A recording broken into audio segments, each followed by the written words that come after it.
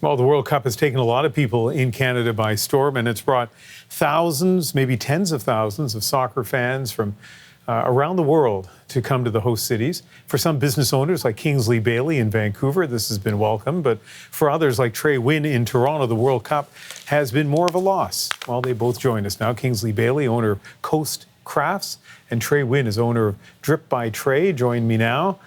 Kingsley, let me start with you. What's your experience been running a business during the World Cup? Ian, has been very, very challenging. I got to admit, though, it has been fun. It's been a great ride, and I was fortunate enough to kind of know what I needed to do to make it work. And being at other World Cups, and I was made some really good decisions. So what were the right decisions, and what were you selling?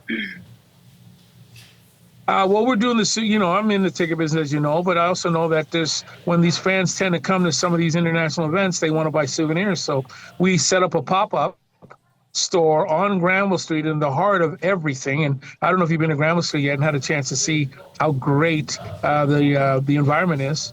But we were able to set up a pop-up store because I knew that by diverting the traffic from the stadium area where I'm located, my regular store, that I had to have another location where I can set my inventory up. Okay, I'm going to come back to you and talk about that in a moment. But Trey, let's go to you. First of all, describe for our viewers what your business is and what business has been like during the World Cup. Okay, yes. So I am the owner of a small business in Toronto. I have a sustainable swimwear brand. And my business is located very, very close to the stadium, about 1 block away, also away from the major fan zone. And it has been really challenging, to say the least, this year. My store being in the same location every summer, I generally have an idea of what to expect in terms of like traffic flow and in terms of what to do for my business. But this year, with the crowds of fans, it was very, very, very difficult to get individuals to actually be able to come into where my business is located. Yeah, so as I understand it then, one problem you have is that your regular customers are having a harder time getting in there. And I'm guessing that yours is not the kind of business that a World Cup fan who just happens to go by is suddenly going to say, oh, here's something I want to pick up. But you tell me, what's your experience been? Yeah, absolutely. The most challenging part, I think, is definitely getting the people into the storefront. There are lineups outside of where my store is located every single day. Happy fans flooding the streets. I definitely appreciate that everyone's in a good mood, everyone's cheering, everyone's enjoying. But yes, it definitely makes it very challenging. And no, my business is definitely not something that I would think the average World Cup fan would gravitate towards. So yeah, it has made it extremely, extremely challenging this year. Kingsley, tell us more about the kinds of things that you have in stock and what the hot sellers were. Well, a lot of the officially licensed FIFA merchandise we had in stock, and I agree with my other talker there that what FIFA did was they made it very challenging to divert the traffic flow the way that they wanted to go after their merchandise. And that's why we had to do a pop-up store. And I can understand why they did that, because they wanted to increase their revenues. They wanted to increase their market share. They wanted total domination. The signage laws that they implemented made it very, very difficult for a small business owner to make any kind of profit. But if you know the rules and how to play by their game, you can be successful, but it's very, very difficult. And I can understand every business owner. It's a challenge for small business owners to truly make anything from FIFA, because they are trying to get every single possible penny that's out there and available that's coming from the public. Yeah, Trey, take us back maybe 6 weeks ago. Based on what whoever officials told you, what were your expectations for how the World Cup would have been for your business, and how did that match what actually happened?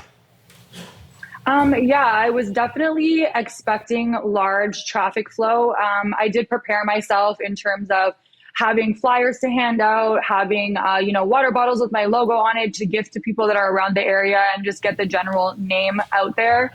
But once again, like we were just saying, the lines are being diverted towards the activations.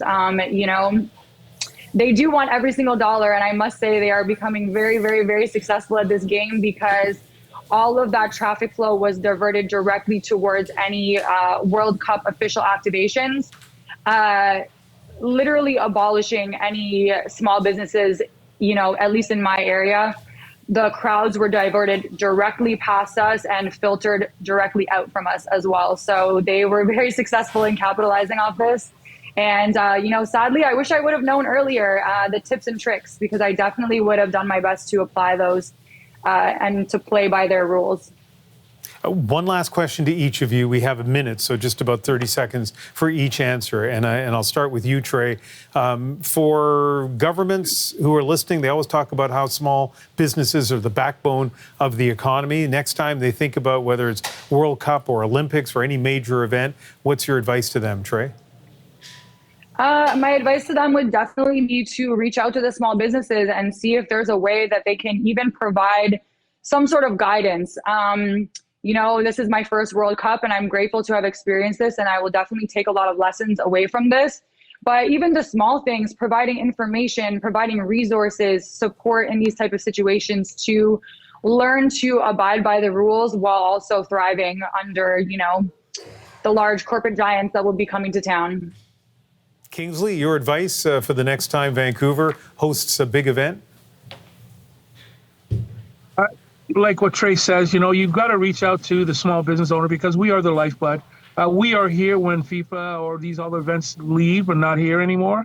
And give us an opportunity to make $1. That's all we ask for. We're not asking for the world. We just want to be able to make some money. And with the rules that were implemented for small business during the FIFA time, it was very, very difficult again to make any kind of money. It was very, very difficult. And you got to, like you said, Trey, you got to play by their rules. You now understand how they play, and they play by their rules, and their rules keeps changing all the time. Kingsley Bailey, owner of Coast Crafts in Vancouver. Trey Wynn, owner of Drip by Trey in Toronto. Thanks to both of you. Thank you so much. Thank you, Ian. Thank you very much.